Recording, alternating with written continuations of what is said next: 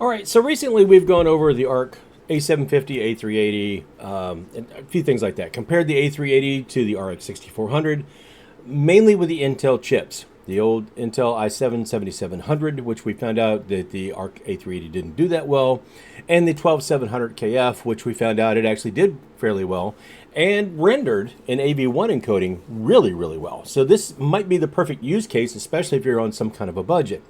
What we didn't look at, and at the risk of beating a dead horse, we didn't look at some of the older Ryzens. So today, if you'll indulge me.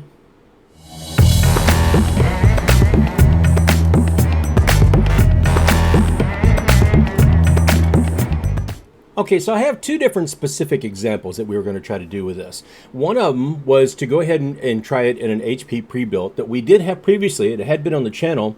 I sold to a couple of friends of mine. They were using it to stream with. They've upgraded since then. I've gotten that computer back, and so I've started doing some other testing with that, including trying to use the Arc A380 and the RX 6400. We're going to get to those results in just a second, but the other example is on an X470 motherboard with an Ryzen 5 3600X processor, 6-core, 12-thread, a little bit older. Not quite as old as the 7700, but something comparable. We can look back and say, okay, this is an older processor. How does it do with something a little bit older? Both of these cases are actually a little bit older processors, but they're not so old that they're out of, that you can't use them. Now, they're sort of like the 7700. There's still a lot of people that are using a processor like that. These both are able to be moved to Windows 11, but there are some little hang-ups here. First of all, we'll go over the HP. This pre-built is an HP, and which means that it has BIOS problems, like an HP.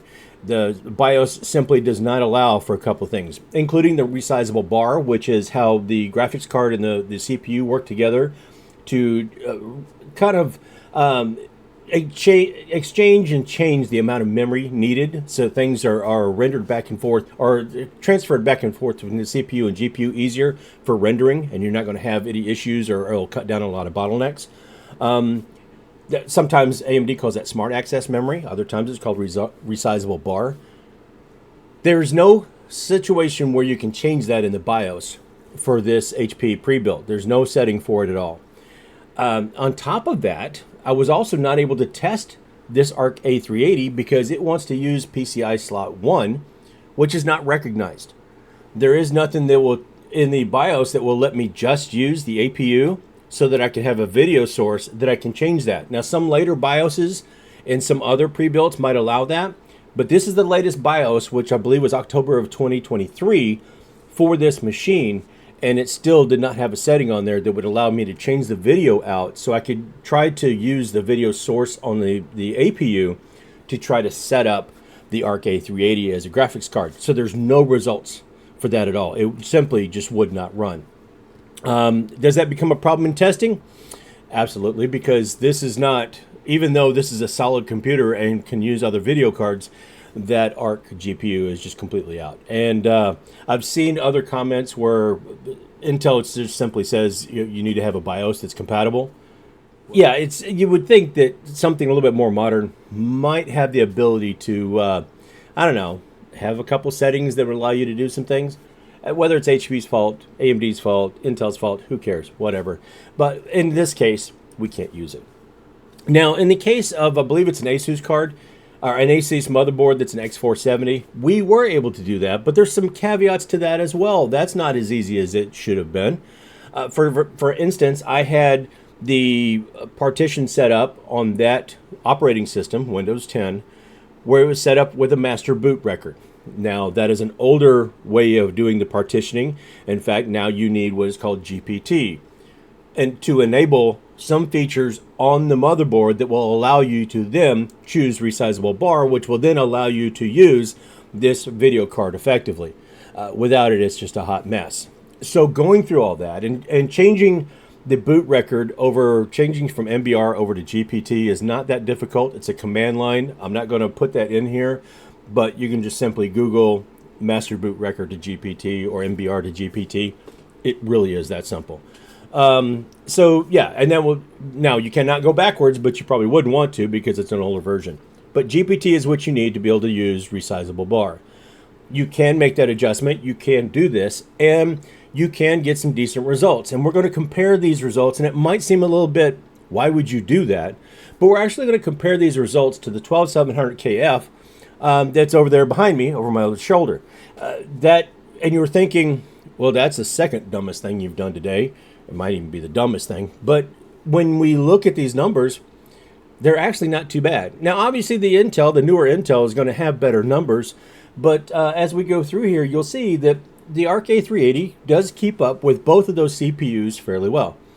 Keep in mind the AMD is only a 6-core 12-thread, whereas the 12700K is a much more robust CPU.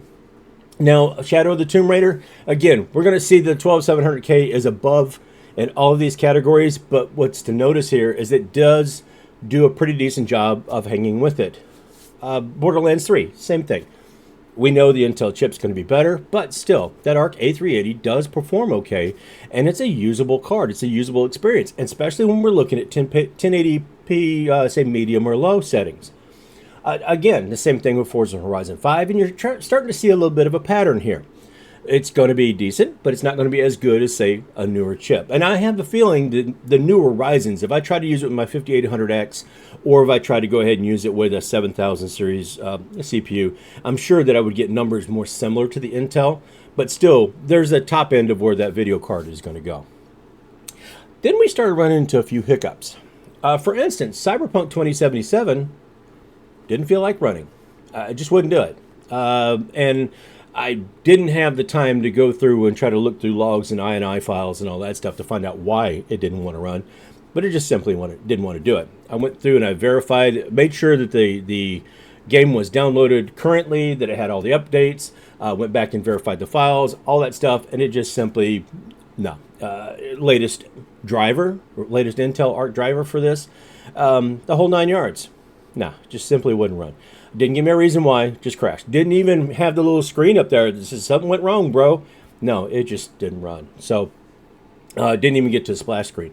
So, in that case, it's a goner. But in esports titles like CS2, again, we're doing pretty decent, especially at 1080p. I mean, if you can't play CS2 at 90 frames per second and feel like it's a good experience, I don't know. I think this card did pretty well. Now, what I did not do is go and test the encoding to encode a video. I might go back and do that later on, but for this point, for this test, for this set, I just wanted to kind of make sure and see how it was comparing overall the AMD to Intel setups, and I think we did that. I think we figured out that even on a little bit older AMD CPU, it still holds its own. It still shows to be a decent card. It does not take external power. It fits in the cases pretty easily. There's no muss, no fuss. But there are some of those issues where some games it just doesn't feel like running.